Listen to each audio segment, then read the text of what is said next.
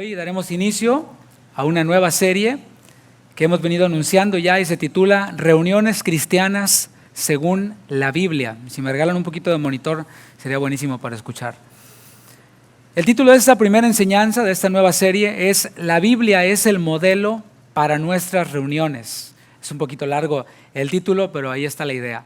La Biblia es el modelo para nuestras reuniones y el versículo base es 2 Timoteo capítulo 3, versículos 16 al 17. Algunos no lo van a tener que buscar porque se lo saben de memoria. ¿Por qué? Porque lo acabamos de cantar hace un momento. 2 Timoteo capítulo 3, versículo 16. Algunos ya lo dejaron de buscar. Dice así la palabra de Dios: toda la escritura es inspirada por Dios y útil para enseñar, para redarguir, para corregir, para instruir en justicia, a fin de que el hombre de Dios sea perfecto, enteramente preparado para toda buena obra. Bueno, esta serie tiene como objetivo que nos pongamos de acuerdo acerca del desarrollo de nuestras reuniones. A esto se le conoce como liturgia, o sea, el orden de una reunión, de un culto religioso. Muchos de nosotros venimos de diferentes congregaciones. Si yo pidiera que levantaran la mano quienes vienen de otra iglesia, o sea que esta no es la primera iglesia cristiana que visitan, creo que el 99%, aunque pudiera sorprenderme, levantaríamos la mano. Venimos también de culturas distintas. A lo mejor tú dices, es la primera iglesia en la que estoy viviendo en Estados Unidos, pero en mi país iba a otra iglesia. Venimos de diferentes culturas y por lo tanto podemos llegar a tener expectativas distintas acerca de cómo deben desarrollarse nuestras reuniones o nuestros cultos, como se les conoce también. Por esto se vuelve necesario ponernos de acuerdo. Dice la palabra de Dios en Amós capítulo 3, versículo 3. Amós 3:3 hace esta pregunta: ¿andarán dos juntos si no estuvieren de acuerdo? Y la pregunta es una pregunta retórica que lleva ya en sí misma una respuesta, y la respuesta es no. O sea, no pueden andar dos personas juntas si no están de acuerdo. Ahora imagínate un grupo de personas como el caso nuestro, de 250 personas que pues de pronto no están de acuerdo. Ahora, no nos vamos a poner de acuerdo haciendo una votación democrática, diciendo ¿cuántos votan porque el culto sea de 2 horas? Y que levanten la mano, uno que otro lleva a levantar la mano. ¿Cuántos votan porque el culto sea de 3 horas, así como allá en Latinoamérica y sin aire acondicionado? Ahí otros votarían. No vamos a hacer eso. No vamos a hacer una encuesta acerca de cómo te gustaría que fuera la reunión, o sea, pasar un papelito en donde diga cómo te gustaría que fuera la reunión de 30 minutos con este tipo de alabanza, etcétera, etcétera. No lo vamos a hacer así. En una ocasión íbamos a un viaje en rumbo al norte de este estado. Y pasando por una de estas carreteras rurales, vimos una iglesia, un templo muy grande en donde decía reuniones los 9 con adoración, decía algo así como clásica o adoración así como tradicional, y luego a las 11 adoración contemporánea. Y dije, órale, o sea, para todos los gustos, ¿no? Si eres más conservador, es el de las 9. Si eres más así, tipo estilo alabanza Wilsons, pues está, solo algunos entendieron el chiste, ¿no? Esta reunión de las 11:30, ¿no? No nos vamos a poner de acuerdo así, haciendo encuestas. Es necesario que por encima de nuestros gustos personales o de lo que hemos escuchado por ahí, más bien extraigamos de la palabra lo que debemos de esperar que ocurra en nuestras reuniones, en nuestros cultos. De eso es de lo que trata esta primera enseñanza. Ahora déjame, te pongo un poquito en perspectiva de lo que vamos a ver en esta serie. A lo largo de esta serie vamos a ver qué lugar tienen las emociones y las expresiones en nuestros cultos. Vamos a ver quiénes deben de participar en los cultos. Vamos a ver también cómo se debe y cómo se puede interactuar en la reunión. Vamos a ver también qué cosas pueden llegar a ocurrir cuando nos reunimos. Bueno, estos son solo algunos de los temas que vamos a tocar. Y aunque ya hemos enseñado algo al respecto en todos y cada uno de los temas y las series que hemos visto, ya hemos hablado, esas preguntas que yo he hecho en los títulos o temas que veremos, algunos de nosotros ya tenemos la mayoría la respuesta, pero vamos a profundizar en esto. Y no solo eso, no solo vamos a aprender a profundizar lo que dice la Escritura acerca de estos temas, sino que vamos a poner en práctica lo que vayamos aprendiendo. Así que estas reuniones van a ser, a lo mejor, no prometo nada, no garantizo nada, la enseñanza un poquito más corta para dar espacio a que podamos practicar, poner en práctica lo que estamos aprendiendo. Y es que es la responsabilidad del pastor enseñar al respecto. Dice 1 Timoteo capítulo 3, versículo 15, voy a leerlo en la Nueva Biblia Viva. Dice el versículo 15, para que si me tardo, sepas cómo hay que comportarse en la familia de Dios, que es la iglesia del Dios vivo. O sea, hay una manera de comportarse en la casa de Dios. ¿Y de dónde vamos a sacar esa manera de comportarnos en la casa de Dios? Pues de la palabra. Algo que debemos de tener en mente es que la iglesia tiene como tarea, tiene como objetivo proclamar las virtudes del Señor. Primera de Pedro capítulo 2, versículo 9. Ahí si vas conmigo. Primera de Pedro 2, 9.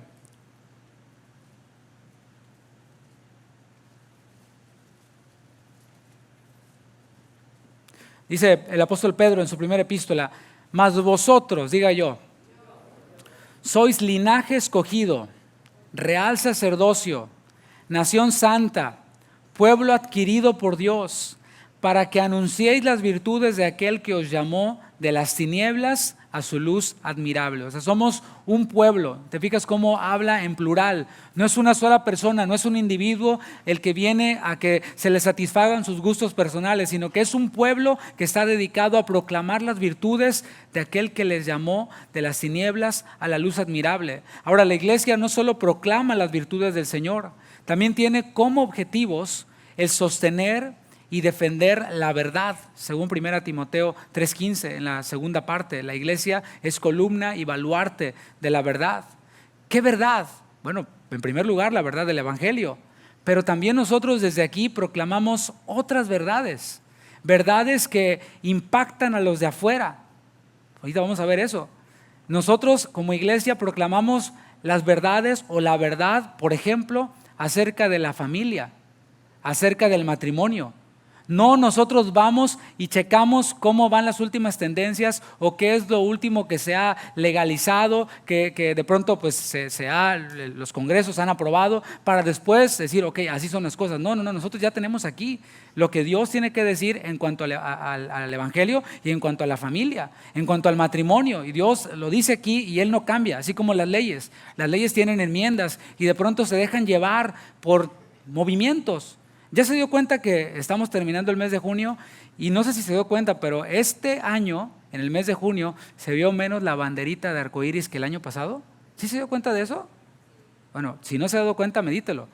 El año pasado era una locura eso, por todos lados lo veías, hasta en lugares en donde nada que ver. Ahora, este año fue menos. ¿Saben por qué? Porque vieron que no funcionó en cuanto a mercadotecnia. No funcionó. Les afectó en su mercadotecnia a muchos negocios y prefirieron mejor mantenerse al margen. Lo vimos, pero menos. Algunas marcas, sus ventas bajaron un 50% cuando empezaron a promover este tipo de ideologías. Y bueno, se retractaron. ¿Por qué? Porque no les convenía. No porque fueran muy morales o porque nosotros ayunamos y oramos. No. Es porque no les convenía sus ventas, simplemente. Así de fácil. Pero nosotros no vamos a las tendencias, sino vamos a la palabra. Y aquí Dios nos dice la verdad en cuanto al matrimonio. Y lo dice ahí desde el primer libro que el Señor nos da aquí en las Escrituras, que es entre hombre y mujer. Varón y hembra los creó. ¿Para qué? Para la procreación, para que la prole pueda continuar, para que pueda seguir la raza humana. Y las leyes y los derechos son dados ¿para qué? Para la procreación.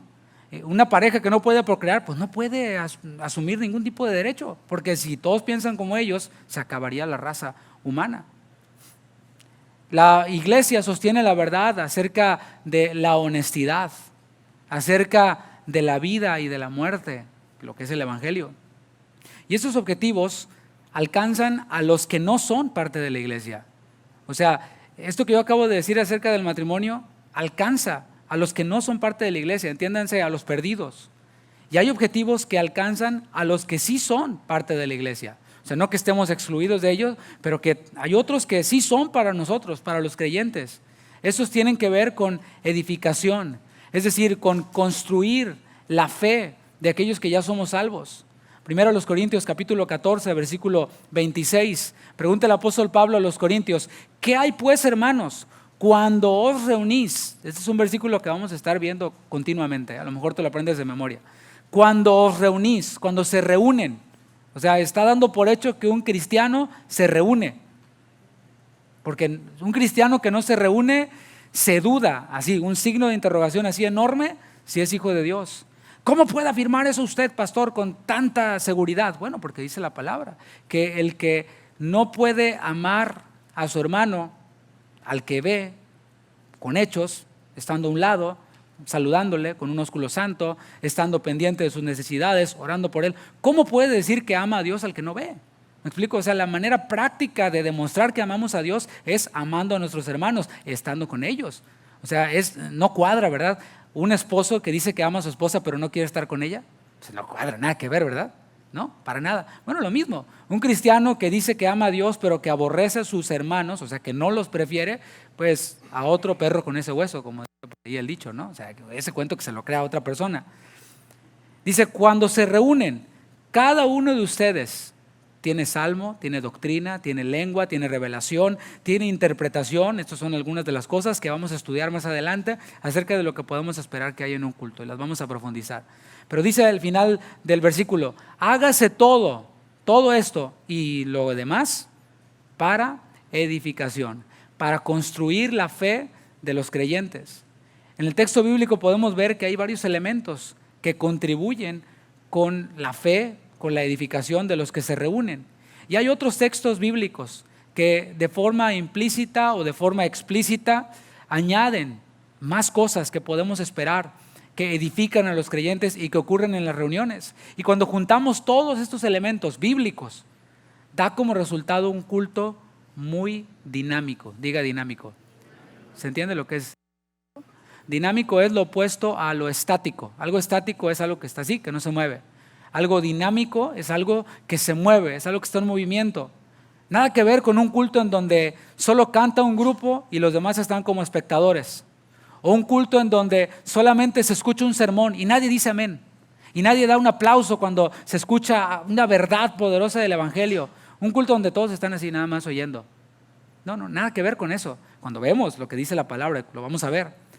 Ahora, aunque la predicación es parte muy importante en el culto, no es lo único que edifica. Repito, aunque la predicación es parte muy importante en un culto, no es lo único que edifica.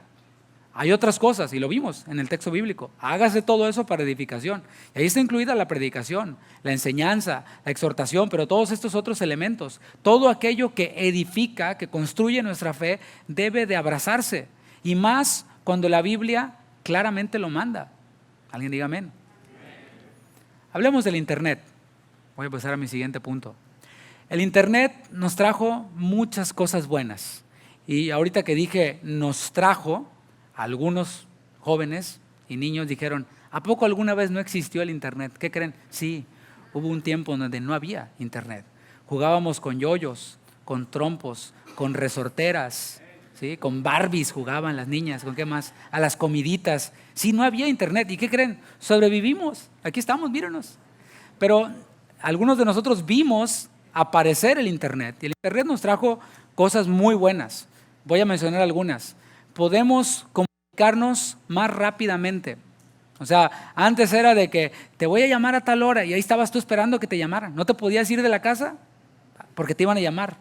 Y luego para marcarle, ¿no? La ruedita, un teléfono así, ¿no? Y con un cable que tenías que estar ahí, ¿no? La hermana no podía estar con los frijoles y hablando por teléfono, a menos que tuviera un cable muy largo, de esos que comprabas aparte, o si eras de los, o sea, tú sabes, de los que tenían teléfono inalámbrico, eso, o sea, eso ya salió después.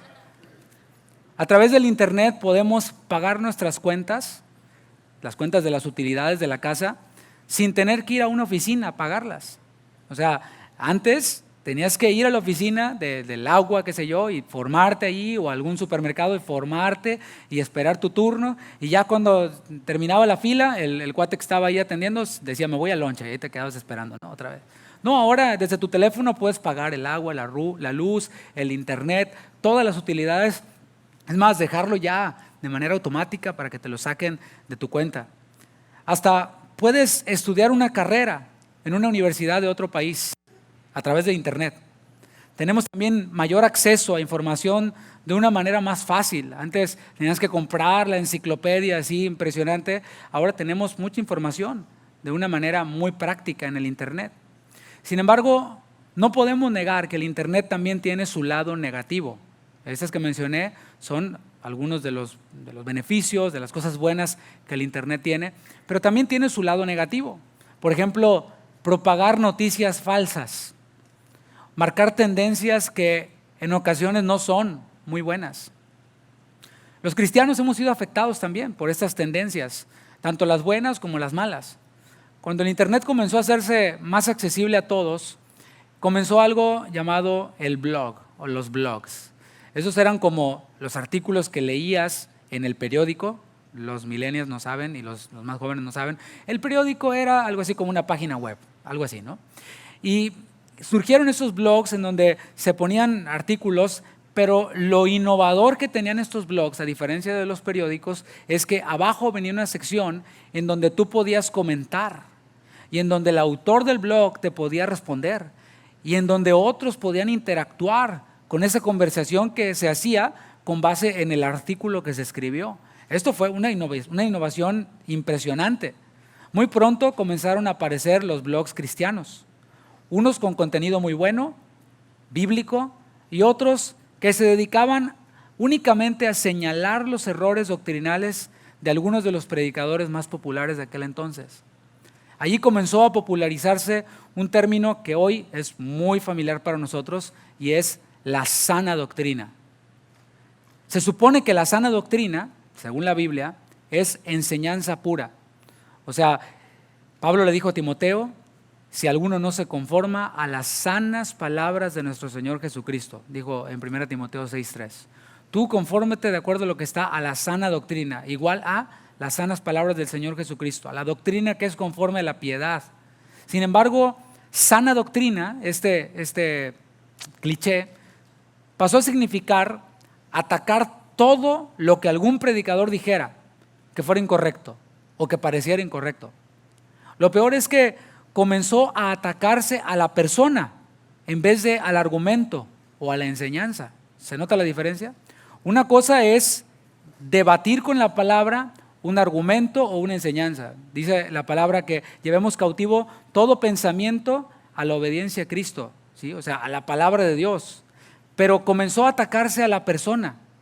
Comenzaron a ponérseles apodos a los predicadores de manera burlona.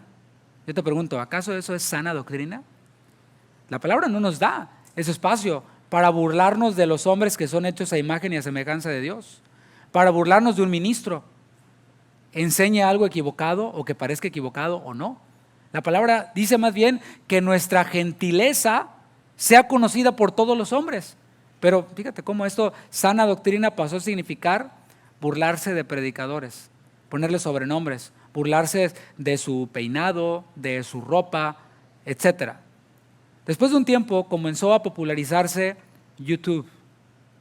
Y ahora no solo tenías el blog, sino que podías ver videos o fragmentos de videos de tales predicadores y de sus enseñanzas. También se comenzaron a viralizar videos o fragmentos de videos de cultos donde la gente temblaba, se tiraba al piso, vomitaba y otras prácticas que la verdad se veían grotescas.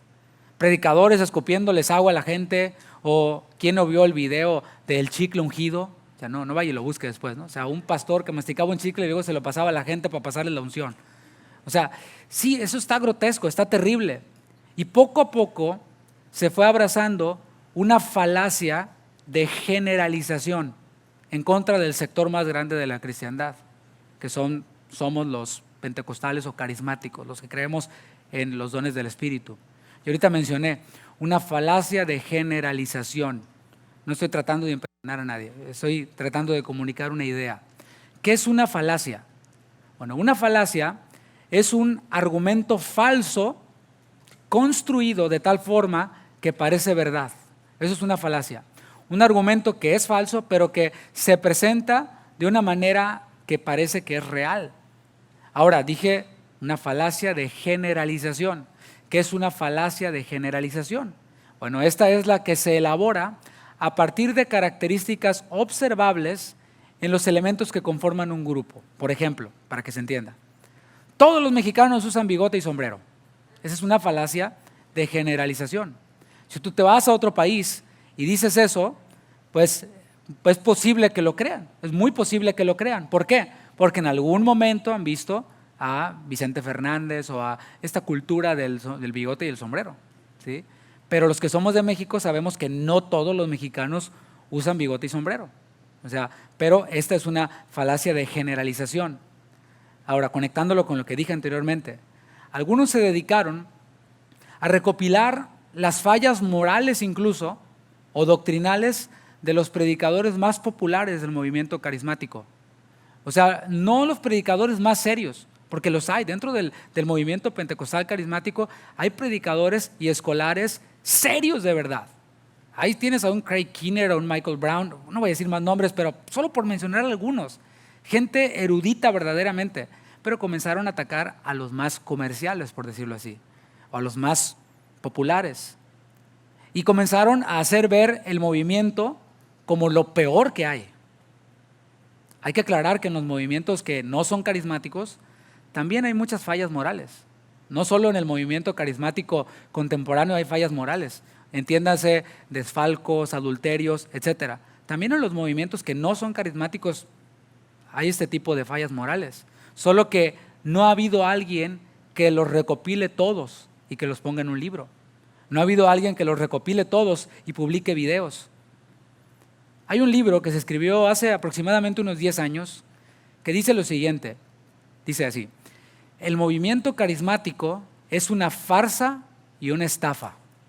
Luego escribe: el crecimiento explosivo de este movimiento es tan peligroso como cualquier culto o herejía que jamás haya atacado la iglesia.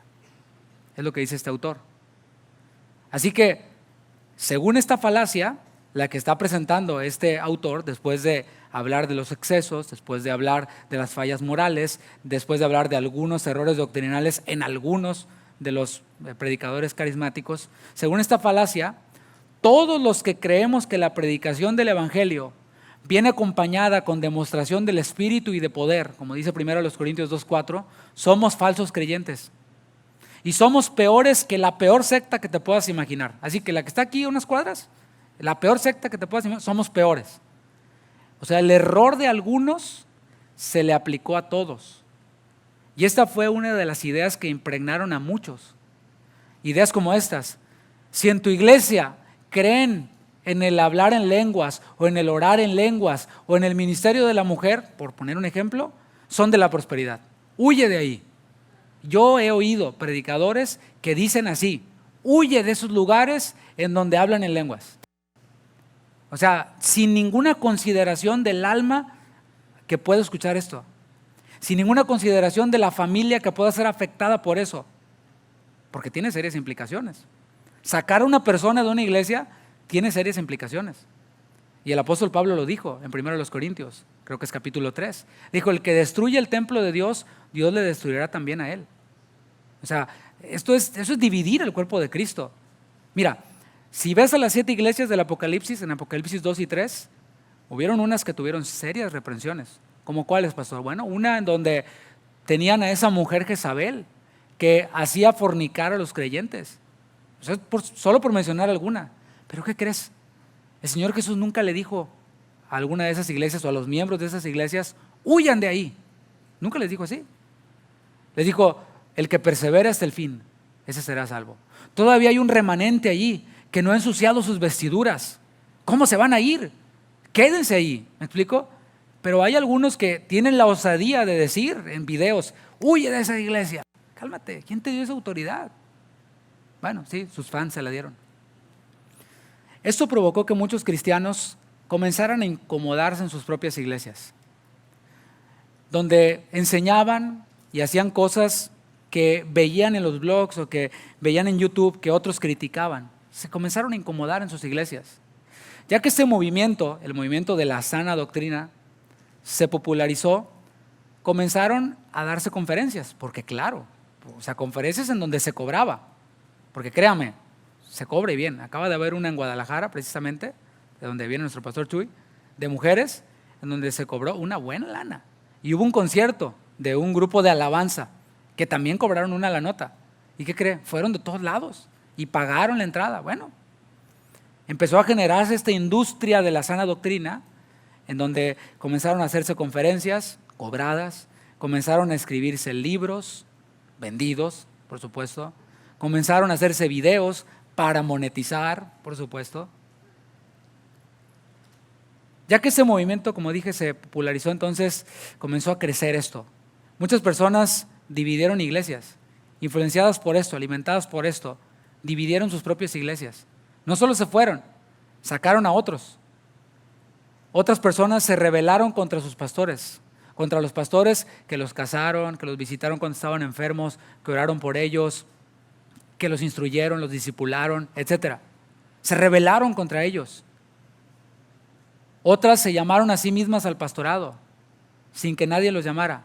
Dijeron, pues yo me hago pastor, porque yo sí tengo la sana doctrina. No duraron mucho, porque pensaron que sana doctrina era solo criticar, y eso aburre después de un tiempo, porque no es la palabra de Dios. La palabra de Dios es viva, es eficaz, es más cortante que toda espada de dos filos. Y esas personas, como digo, se llamaron a sí mismas al pastorado. O sea, no pueden decir que Dios les dijo, porque según ellos, Dios ya no habla, sino solo en la Biblia. Y pues no creo que en la Biblia hayan encontrado, Panchito, tú vas a ser pastor. Entonces ellos dicen que Dios ya no habla, quién sabe quién los llamó. Otras personas simplemente salieron de su iglesia para no congregarse y solo ver videos de sana doctrina en internet. Esto, fíjate todo lo que provocó, ¿no? Esta falacia de generalización en contra del sector cristiano más grande. Sigue siendo el más grande. Gracias a Dios, hay algunos que se dieron cuenta de la necesidad de congregarse.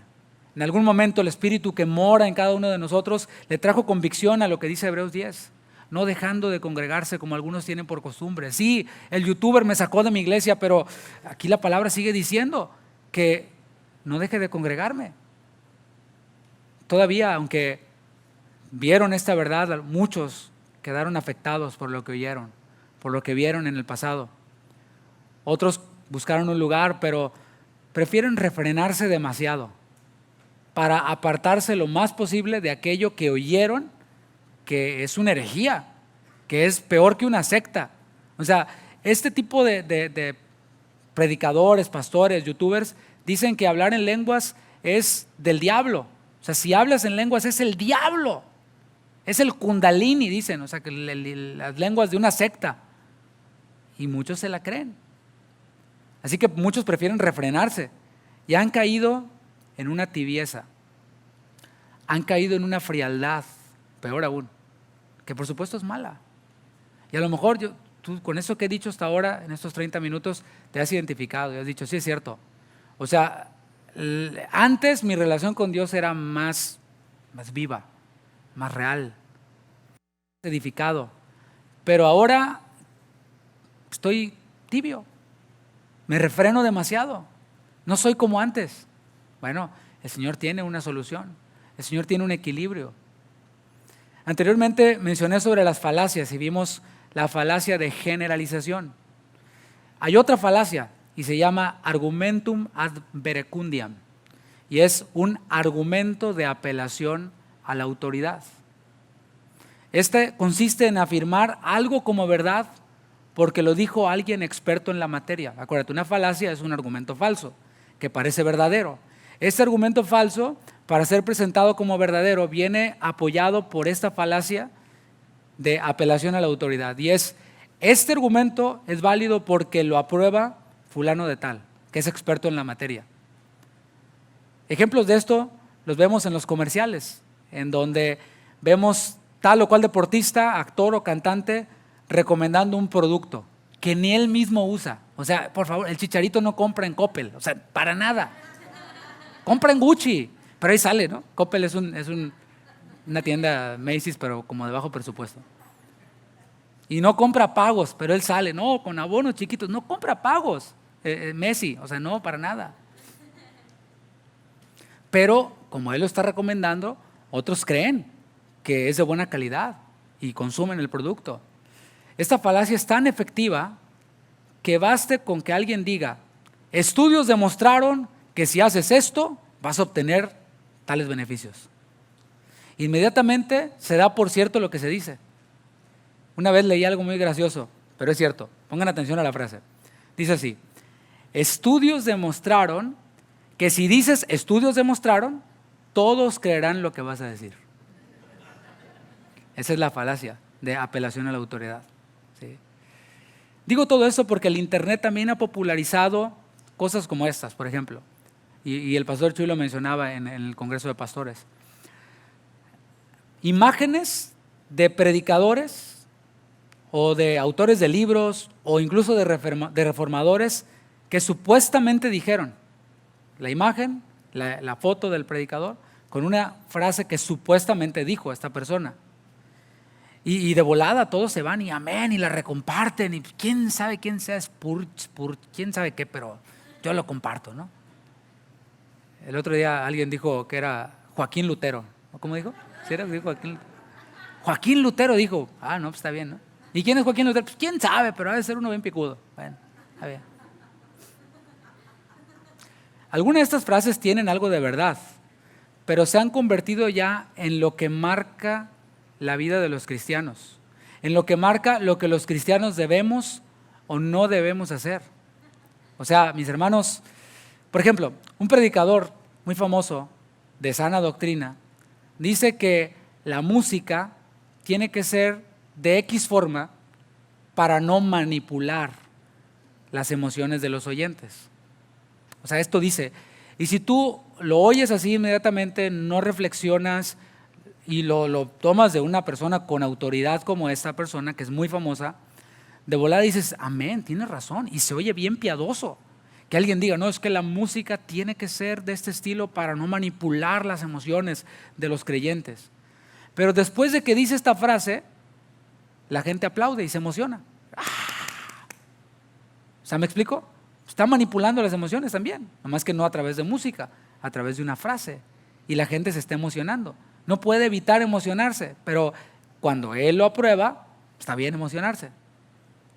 Algunos tratando de apartarse del estilo de culto pentecostal carismático, que ha sido tan desacreditado, leen solo a los reformadores del siglo XVI, a los predicadores del siglo XIX, asisten a las iglesias históricas, o sea, le dan como un valor de mayor espiritualidad, porque en vez de sillas tienen bancas, porque en vez de grupo de alabanza hay un coro y un órgano, o un piano, o una orquesta, esa es celestial.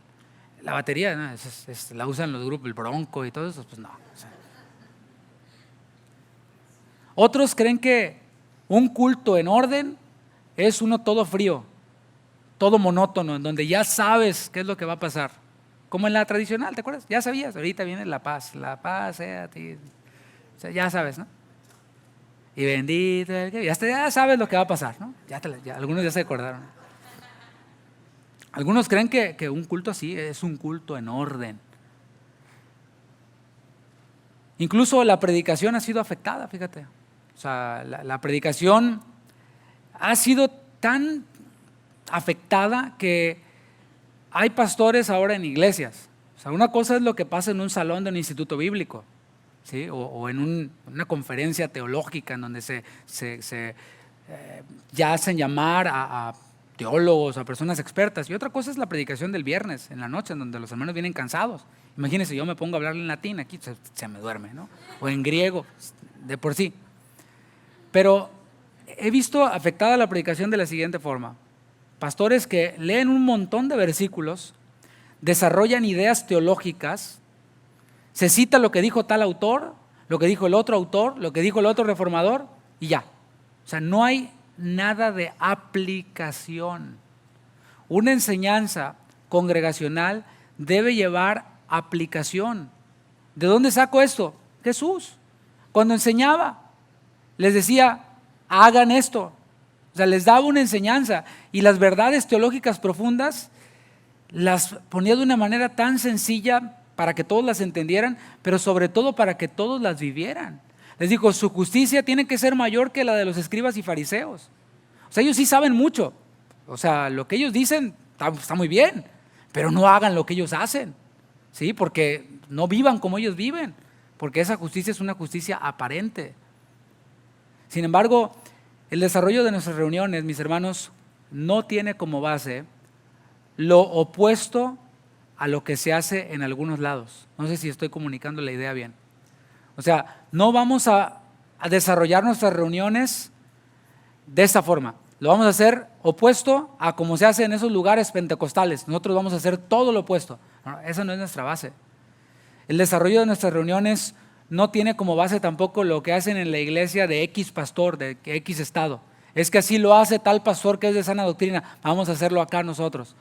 Esa no es la base. O lo que hicieron los reformadores, esa no es la base.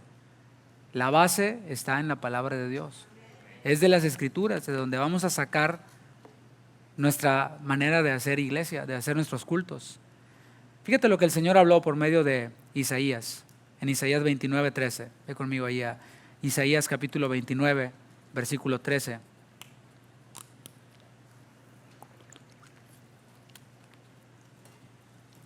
Dice pues el Señor: porque este pueblo se acerca a mí con su boca. O sea, hay un pueblo reunido que invoca a Dios y con sus labios me honra. O sea, no solo le invoca, sino que también habla de las virtudes de Dios. Si yo dejara de leer aquí, dirías gloria a Dios, todo bien, pero hay que seguir leyendo. Pero, diga pero, este pero proviene de Dios. Dice, su corazón está lejos de mí. Alguien puede estar reunido, honrando a Dios, invocando a Dios, pero con su corazón alejado de Dios. Y su temor de mí no es más que un mandamiento, no de Dios, de hombres, que les ha sido enseñado por hombres. Esto tiene mucho peso y yo tengo poco tiempo. Hay cosas, mis hermanos, también lo decía el pastor Chuy en la segunda enseñanza, en donde nada más vas a la Biblia y lo ves, libro de los Hechos, y dices, esto pasó, y ahora voy y lo hago y ya. O sea, ya cuando le metemos nosotros nuestras restricciones, es cuando nosotros estamos cayendo en esto, en crear mandamientos de hombres que se imponen como doctrinas y que estorban el crecimiento, la edificación, y que alejan los corazones de las personas de Dios, y que crean un temor que es un temor falso, un temor de Dios falso, una piedad falsa.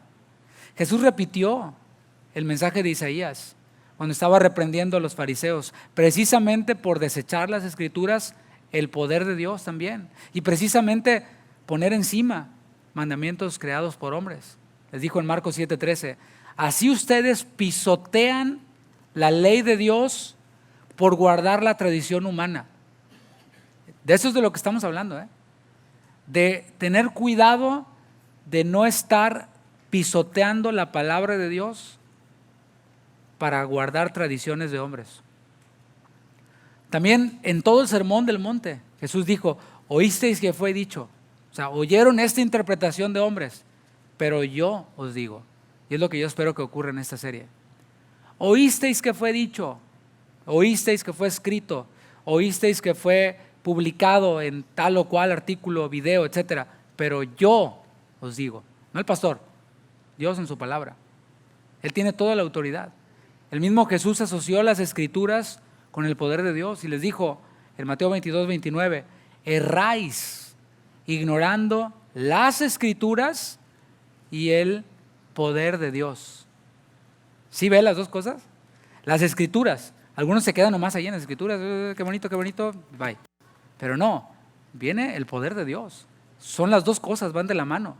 El Evangelio, según Romanos 1:11, es poder para salvación. ¿Cuántos lo creen?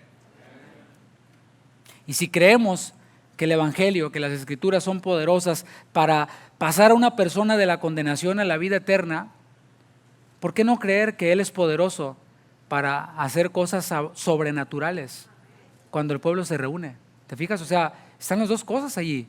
Las Escrituras nos hacen nacer de nuevo.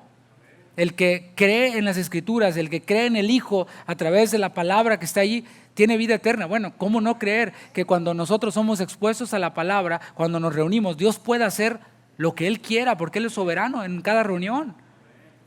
Lamentablemente hay muchos argumentos que se levantan contra el conocimiento de Dios, o sea, sobre la palabra escrita de Dios. Por ejemplo, voy a dar algunos ejemplos.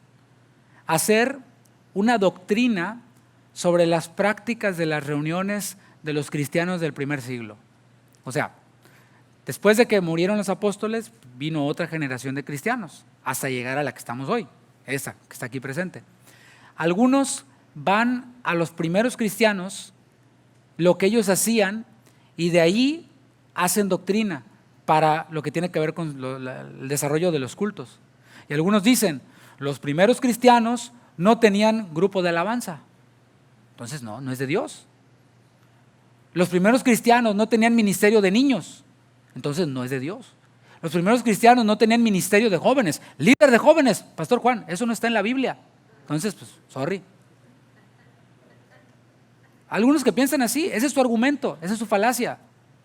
Pero mis hermanos, hemos de usar el discernimiento. Cuando escuchemos algo fuera de la palabra de Dios, porque eso no está en la palabra de Dios, hemos de analizarlo. No digamos amén y lo traguemos de volada.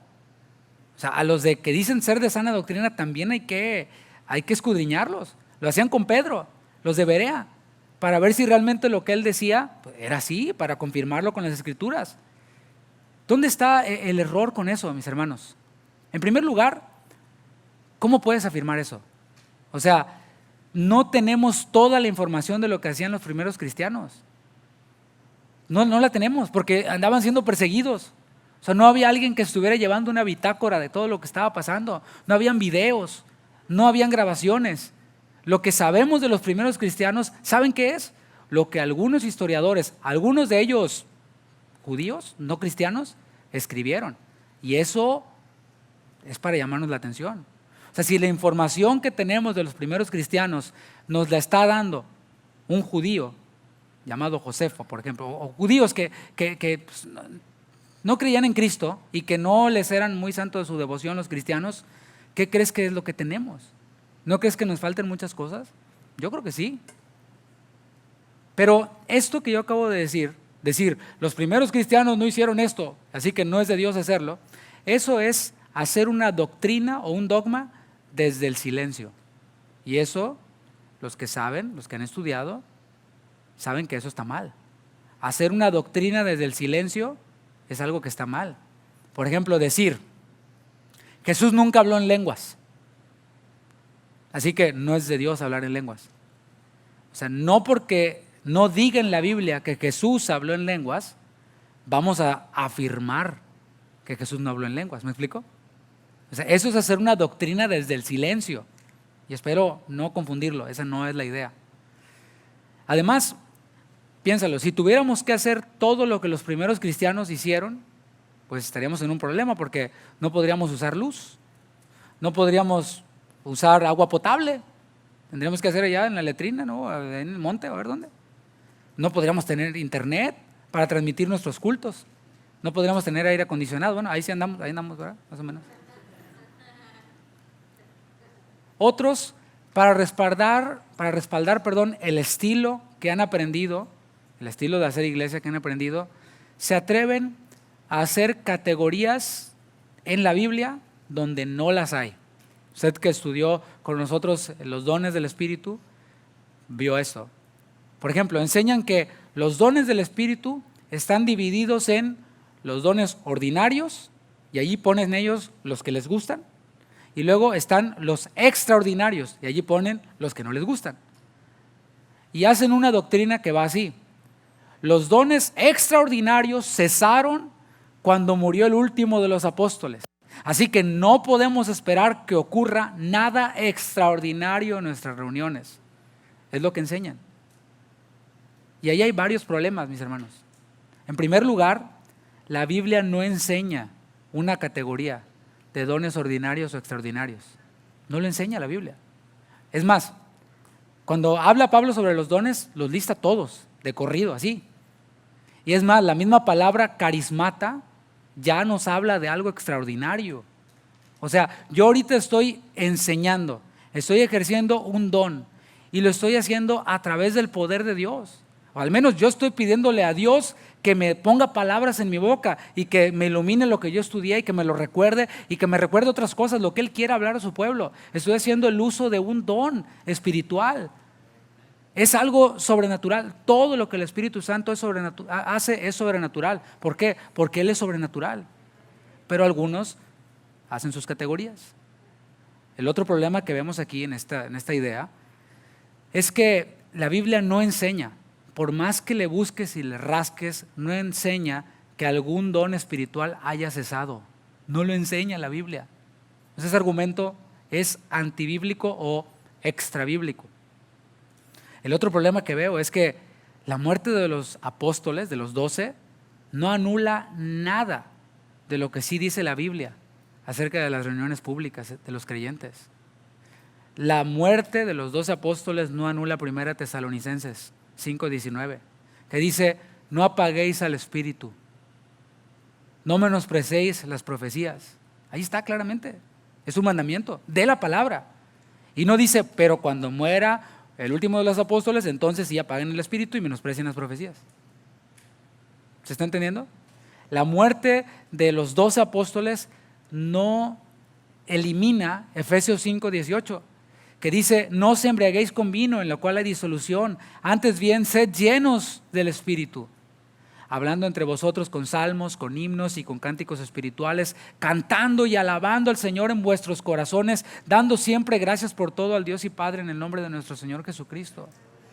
¿Te fijas cómo te acabo de dar un ejemplo? O sea, porque yo no nada más puedo pararme aquí y decir tal movimiento llamado así está equivocado. No.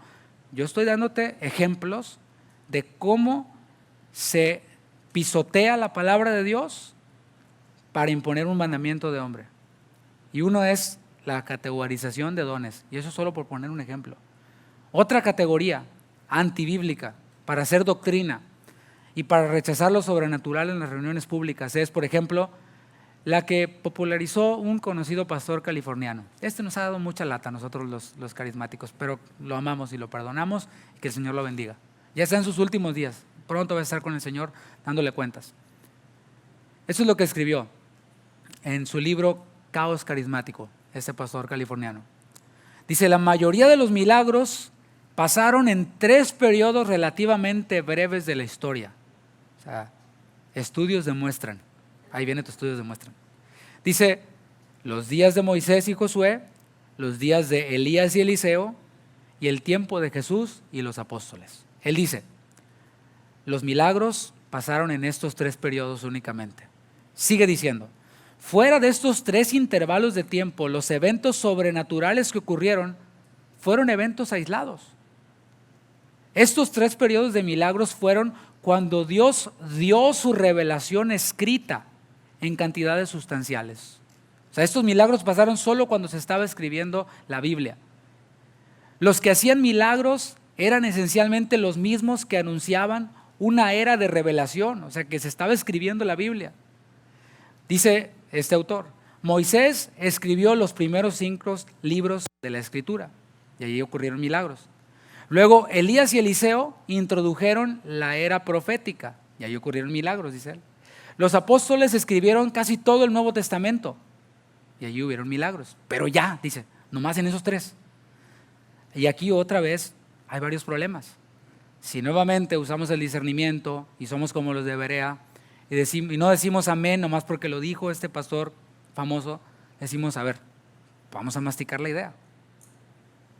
Vamos a ver los problemas que hay en esta idea.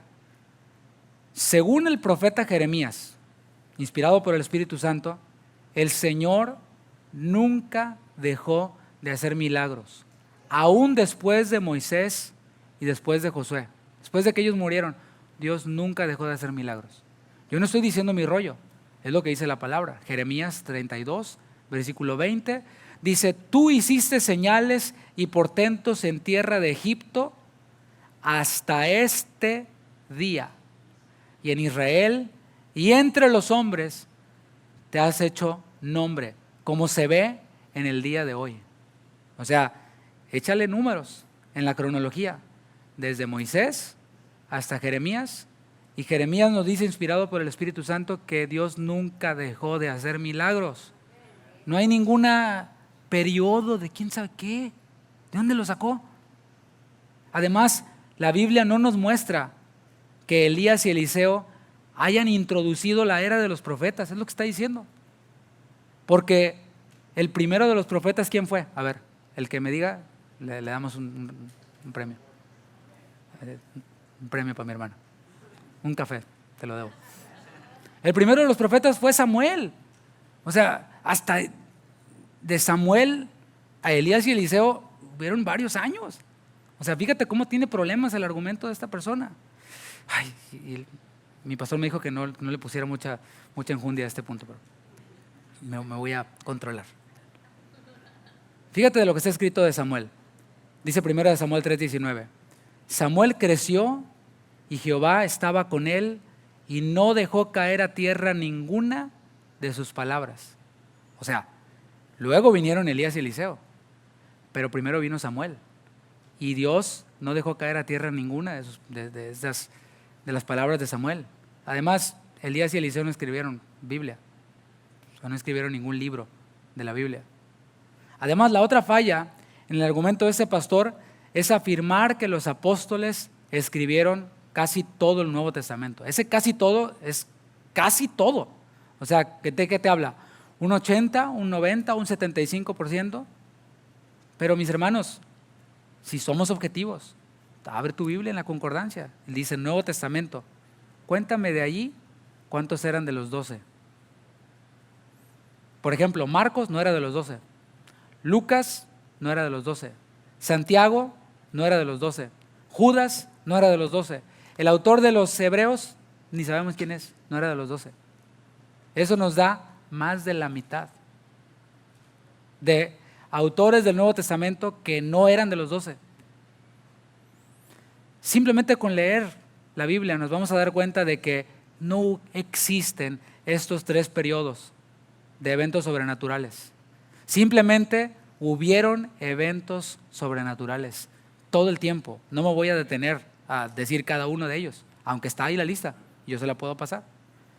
El autor de los Hebreos en el capítulo 11, por ejemplo, nos da una lista de creyentes de todos los tiempos, o sea, a través de todo el Antiguo Testamento, los cuales conquistaron reinos, hicieron justicia, alcanzaron promesas, tamparon bocas de leones, apagaron fuegos impetuosos, evitaron filo de espada, sacaron fuerzas de debilidad, se hicieron fuertes en batallas, pusieron en fuga ejércitos extranjeros.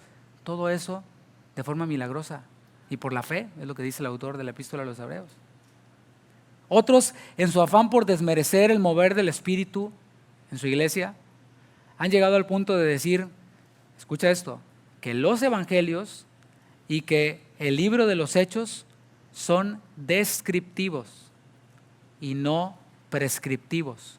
O sea, son una descripción, no para que hagamos doctrina de allí. ¿Tú has escuchado esto? El libro de los Hechos no es para hacer doctrina. Ese es un argumento que hay que preguntarnos. En algún momento yo lo creí, porque pues uno estudia y a veces comete el error de, en vez de ser objetivo y leer la Biblia, lees a los comentaristas o escuchas a los predicadores y dices amén. Pero hermanos, ¿de dónde sacamos eso? O sea, dicen ellos, solo podemos informarnos de lo que pasó en los evangelios, pero no podemos ni imitar lo que pasó allí. O sea, los milagros de Jesús no podemos imitarlos, ni podemos hacer doctrina de allí. A ver, fíjate el argumento falaz. Entonces sí podemos hacer doctrina de los cristianos del siglo II, o sea, de algo fuera de la Biblia. Experiencia. De ahí sí, pero de lo que está en la Biblia no. O sea, de algunas cosas sí, de otras no, según ellos. ¿Te fijas? O sea, sí podemos hacer doctrina de las confesiones de fe que se escribió en Westminster y la confesión bautista de no sé qué, pero de la Biblia no, de algunas cosas sí y de otras no.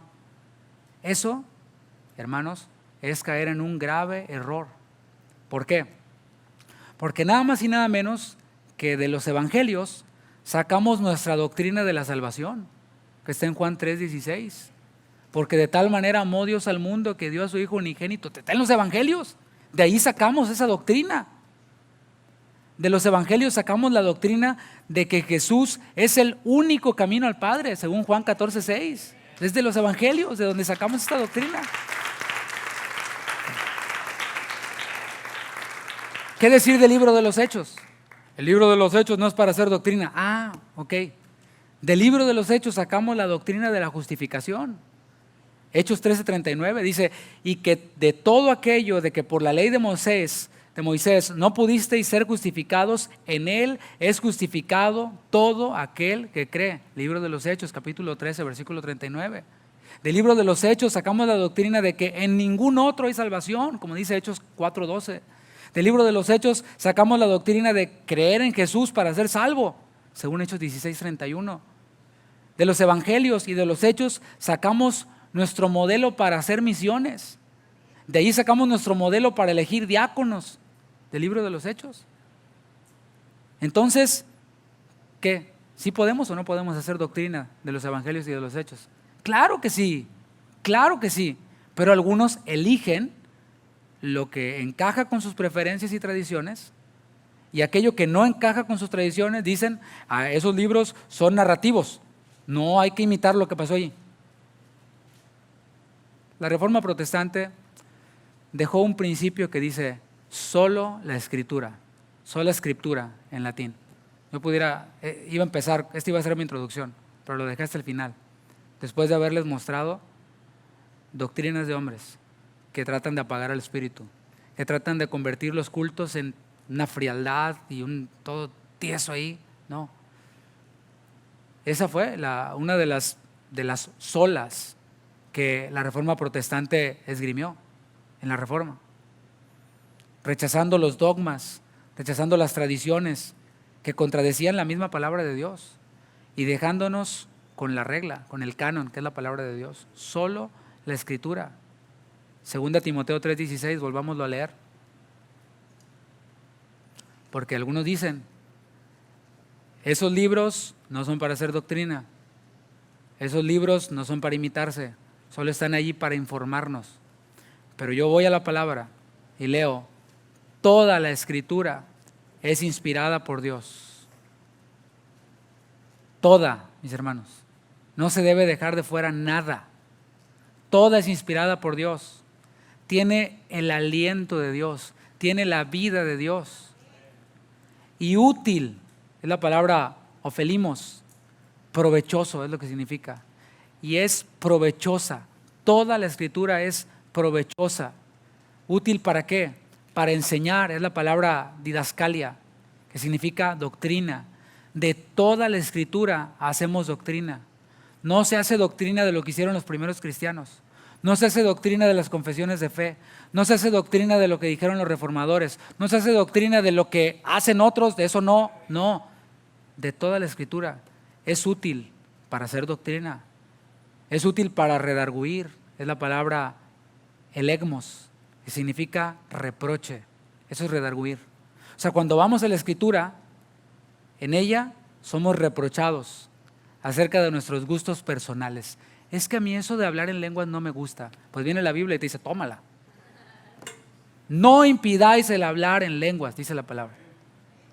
¿Me explico? Ay, pero no me gusta. Bueno, ella me reprocha mis ideas, mis prejuicios aprendidos de hombres en cuanto a cómo deben ser nuestras reuniones.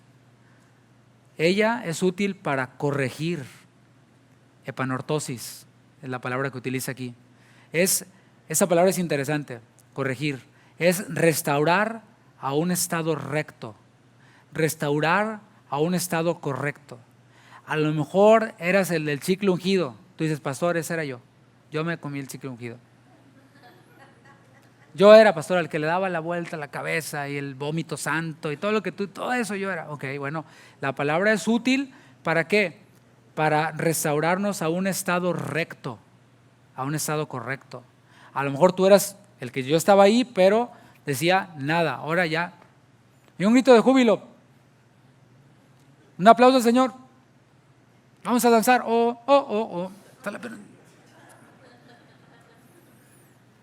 Vamos, pase para que oremos por usted y estás todo entronado y todo enfermo. No se va a quitar el saco el pastor y me lo tire así. Entonces, nada. Bueno, la palabra es útil para restaurarnos a un estado recto, a un estado correcto. Nuestras reuniones deben ser de acuerdo a lo que está escrito. Hay cosas que ciertamente no están escritas, como el ministerio de niños, el ministerio de jóvenes, así de manera explícita. Bueno, aquello que hacemos que no está en la Escritura, por funcionalidad, debe de evaluarse a la luz de la idea general de la Biblia. O sea, el ministerio de niños no está en la Biblia, pero está la idea en la Biblia. ¿Qué dijo Jesús? Dejen que los niños vengan a mí y no se lo impidan, porque de ellos es el reino de los cielos. Está ahí claramente que hemos de ¿qué? De instruir al niño en su camino. Y entonces la iglesia ofrece este servicio a nuestros niños, que es para apoyar lo que nosotros les enseñamos en casa. Y lo mismo con los jóvenes, y todo lo que se derive de allí tiene que encajar con la idea general de la Biblia, que es edificar a los santos, perfeccionar a los santos para la obra del ministerio. Dice también que es útil para instruir en justicia. Y esta palabra instruir es la palabra paideia, y denota precisamente la formación dada a un niño, incluyendo la instrucción, incluyendo la corrección y la disciplina.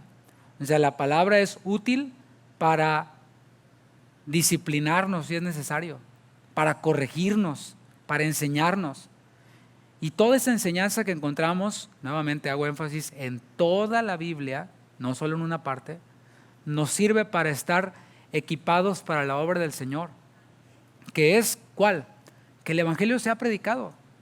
O sea, por ejemplo, las enseñanzas del Congreso de Pastores, las subimos al canal de la iglesia, las puede escuchar. No voy a decir, ay, no me voy a ser pastor si lo oigo. No te preocupes, las puedo oír.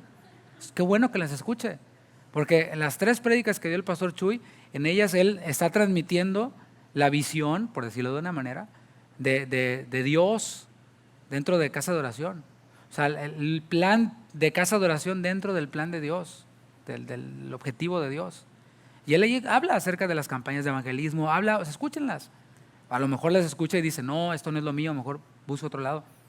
No hay problema, seguimos siendo hermanos. Pero ahí está, mis hermanos. Aquí encontramos el objetivo de Dios para su iglesia, para nosotros, que es que el Evangelio sea predicado. Hablando de las campañas, eso es. ¿Cuándo van a hacer campaña aquí? No, te vas a quedar esperando, hermano. Porque la campaña que hacemos comienza cuando usted salga de aquí. La campaña que nosotros hacemos inicia el lunes, cuando usted hace clock in en el trabajo. Y, no, yo quiero que venga un evangelista y que me haga todo mi chamba a mí, y yo seguir en mi trabajo, que nadie sepa que soy cristiano, de la secreta. ¿No? Es que el Evangelio sea predicado, y es que los creyentes seamos discipulados, que los creyentes seamos edificados. Ese es el objetivo de la iglesia, según la palabra de Dios. A través de esta iglesia, mis hermanos, a través de esta serie, quiero decir, el Señor va a restaurarnos. Ese es mi objetivo, que usted sea restaurado, que de una vez por todas derribemos los prejuicios, porque se ve, sí ha habido un avance, y esto lo hablo aquí localmente. O sea, los que nos están viendo en internet, esto no es para ustedes, hablo aquí localmente. Yo he visto un avance de febrero a la fecha. ¿Qué pasó en febrero? Tuvimos el Congreso de Alabanza y se estuvo enseñando. Vino Janet Arroyo, vino el pastor Chuy, un servidor. ¿Quién más estuvo? Y Chuy García. Y estuvimos enseñando principios acerca de la alabanza. Bueno, yo vi el resultado. Antes de febrero era diferente. Ahora es de otra manera. Pero vamos a seguir enseñando, mis hermanos, para que si alguien no vino al Congreso o no está enterado, pueda tener los recursos en la palabra del por qué hacemos lo que hacemos. Cuando nosotros nos convertimos, o mis padres se convirtieron, llegamos a una congregación en la Ciudad de México, en donde nosotros somos originarios, y repartían un volante, no había página web en ese tiempo, ¿se acuerdan? Y se lo daban a todos, en el boletín, donde venían los cumpleaños, venían los anuncios y otras cosas. Y allí venía como un flyer que le daban a los nuevos, en donde decía, ¿por qué oramos en lenguas? Venía la escritura bíblica. ¿Por qué levantamos las manos? Y venía la escritura bíblica. ¿Por qué cantamos con instrumentos musicales? Y venía la escritura bíblica. y todos los porqués de lo que estaba pasando. Ojalá podamos conseguir, mi papá a lo mejor lo debe tener, lo podamos conseguir, me va a ayudar mucho para la serie. Pero hermanos, que se caigan de una vez los prejuicios de lo que nos afectó, lo que oímos, lo que pasó, y que vayamos a la palabra, que nos deshagamos de esos argumentos que hemos ido absorbiendo con el tiempo. ¿Por qué? Porque algunos se han enfriado en su comunión con Dios y se limitan únicamente a escuchar una predicación al día de sana doctrina. Esa es su comunión con Dios. Ese es su devocional. De eso voy a tratar la siguiente enseñanza. Y el resultado se ve. O sea, la carne se ve. Sí, estás en una mejor iglesia según tú, pero tu vida está igual. ¿Sí? O sea, eso, al que le caiga el saco, que se lo ponga. O sea, el punto es que seamos restaurados, que salgamos de allí. No que yo como pastor me la pase diciendo, no, en mi iglesia son bien aguados los hermanos. O sea, no le sacas un grito de júbilo, no, pensar menos. Y que yo me esté quejando. No, mi trabajo es enseñar, es restaurar, es traer a través de la Escritura todo esto que acabo de citar. Redarguir, corregir, instruir en justicia. Sigue el Señor anhelando celosamente a sus hijos. Esto no ha cambiado. O sea, como un padre a un hijo, un padre que anhela tener a su hijo aquí cerca, así el Señor quiere tenerte cerca, mi hermano, mi hermana. No allá lejos, no, aquí yo nomás con mi Biblia. No. Acerquémonos confiadamente al trono de la gracia para hallar gracia para el oportuno socorro. El Señor sigue deseando moverse de forma sobrenatural, de forma poderosa en medio de nuestras reuniones, para que Él sea glorificado. El Señor sigue deseando hacerlo. Le invito a que se ponga de pie y vamos a finalizar adorando al Señor. Pero no haga una separación. Ahorita que se puso de pie, no hemos terminado ni la reunión ni la enseñanza. Ahora vamos a la parte de la práctica. Si puede pasar el grupo de alabanza. Y vamos ahora desde esta perspectiva. Lo que yo acabo de decir, el Señor sigue deseando moverse en medio de las alabanzas de su pueblo, como dice su palabra. El Señor sigue deseando restaurarnos, como dice su palabra. El Señor sigue moviéndose de forma sobrenatural y poderosa. ¿Cuándo? Cuando nosotros le damos lugar. Si nosotros no creamos el espacio ni damos el lugar para que Dios se mueva, pues ¿cómo? Es necesario que nos dispongamos. Y que ahora, si usted aprendió algo, entendió algo de esta enseñanza, si el Señor le habló algo y usted desea que la llama de su relación con Dios, de su comunión con Dios, de su adoración, sea encendida o reavivada, usted puede disponerse en ese tiempo. Así que cierre sus ojos y vamos a adorar al Señor. Vamos a orar juntos, unir nuestras voces. Nosotros acá enfrente tenemos un micrófono y allá hay nuestros hermanos le pueden subir al volumen. Así que no se limite, que su oración no sea inaudible, sino que sea audible. Vamos a poner en práctica eso. Puede hacer esa oración que usted está haciendo en su mente, hacerla en voz alta.